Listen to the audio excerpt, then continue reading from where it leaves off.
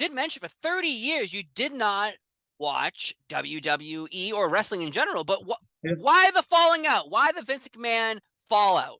Well, the big fallout was, first of all, people got to understand that in my days, I was there for like 11 years in the WWF, three characters. Yeah. And, when you're there and you're working 25 days a month, taking like 4 or 5 planes a week, traveling the 3, 4, 5, 6 hour flights from country to country, from town to town, lose your luggage, can't eat well, and all everything that goes with it, you get like in a zombie loan. You only see your kids like 5 days a month. You're gone for 25 days. You go home, you see your kids for 5 days, and it takes one day, sometimes one day to travel to get home, and then you only spend like 3 days at home because the next day you got to travel to start back in Tokyo or in England or whatever. So it was really worldwide at the time.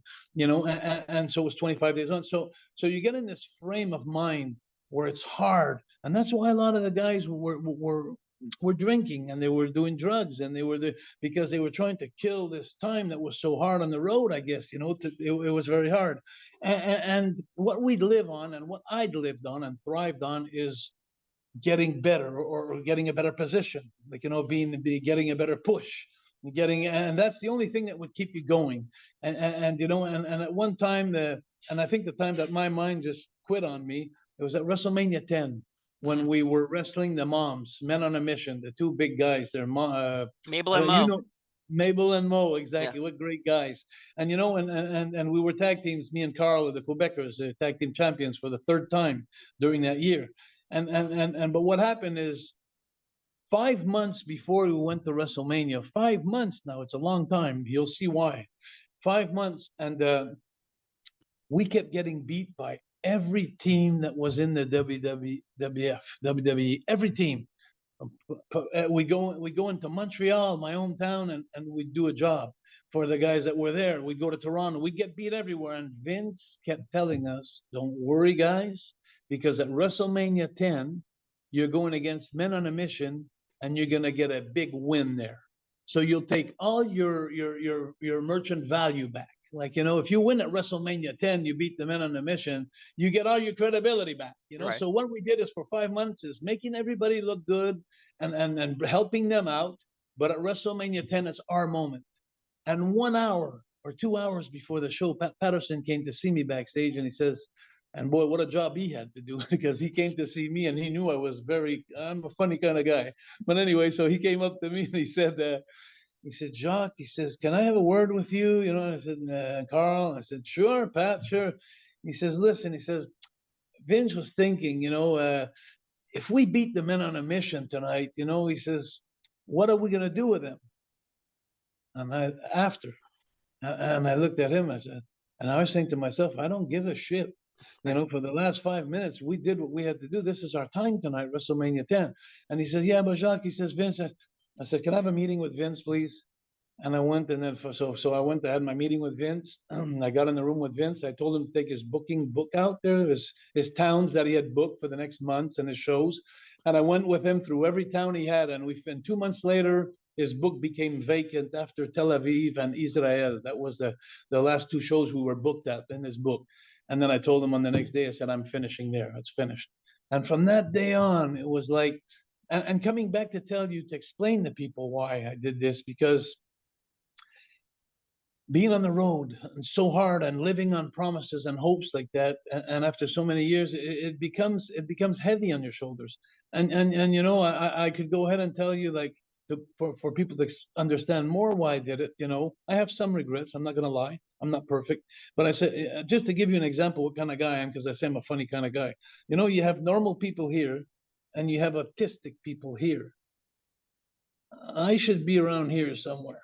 And it's like, so I always had a hard time understanding and comprehending things. Like, everything, there was no gray in my life. It was always black or white. Yeah.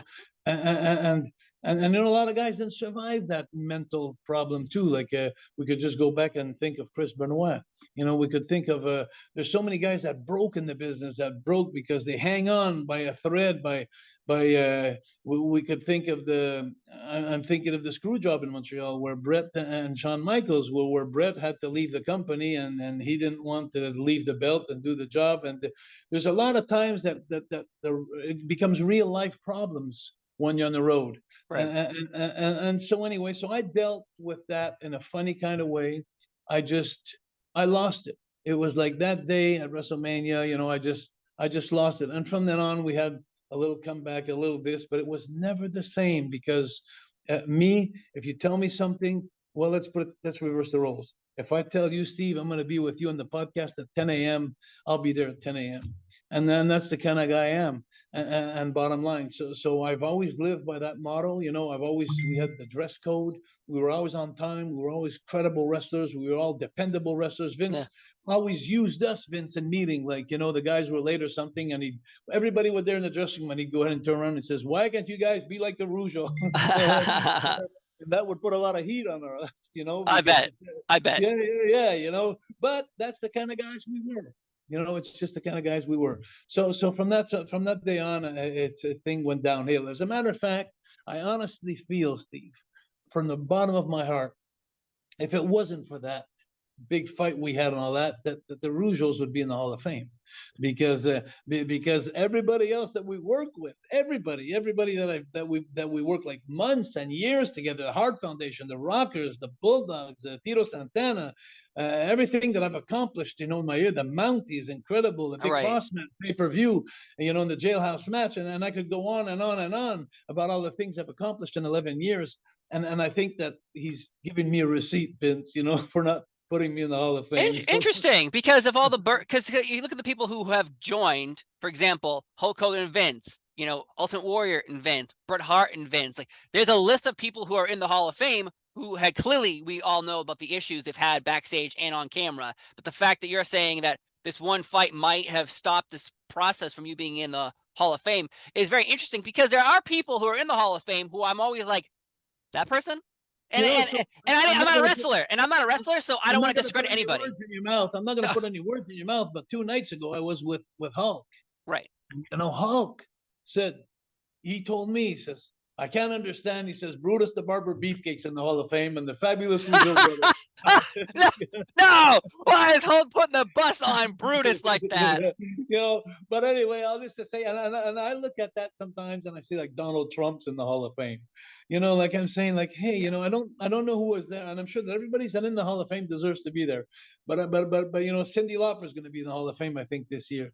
It's all good. They did a song, she did something, but she didn't give 11 years of marathon matches for an hour matches or everything that we've accomplished in the years. And I always said to myself, and I always tried to get this message to Vince lately, everywhere I passed, is like, Vince, if you see the movie companies, you're into movies now sometimes and stuff like that, to create Batman, you need a good Joker. And I think of guys like Barry Horowitz, like Steve Lombardi, guys that that were there to make us look good, to make all you guys look good, and they're not in the Hall of Fame. But the truth of the matter is if for months and years you would have seen Steve Lombardi beat everybody because he's such a great worker, and you would have seen him being put over in every different kind of angles and stuff, he could have been in the Hall of Fame too. So it takes a good Joker to make a good Batman. And I think the Fabulous Rougeau brothers, the Mountie and the Quebecers, we were there and we've accomplished those jobs for like 11 years. And I think, that we have our place. And isn't that conceited? But anyway, I don't think it's conceited. I think you sometimes, if someone's not going to promote you, who's going to promote you? Yourself. If someone's not going to give you credit, then you have to give yourself the credit, because someone else isn't going to do it, clearly. But I'm here to do it. I think you, and like the thing is, some people are in there twice. Yeah, and what's amazing too, since we're around your area, I got to tell you, so many historical matches at the Boston Gardens. Of course. Holy mackerel! Even the net, because people were going so wild, they were throwing things in the ring. They put a net there after a while. You got to do to protect the boys. You got to protect the wrestlers. If I want to be in the Hall of Fame, I'd have to remind the Boston Bruins how they got beat up by the Montreal Canadiens. I'm sure get some votes. That's not Fabulous Rougeau should not go in the Hall of Fame now for that exact comment. No, that's hilarious. Those are fighting words, sir. Those are fighting words.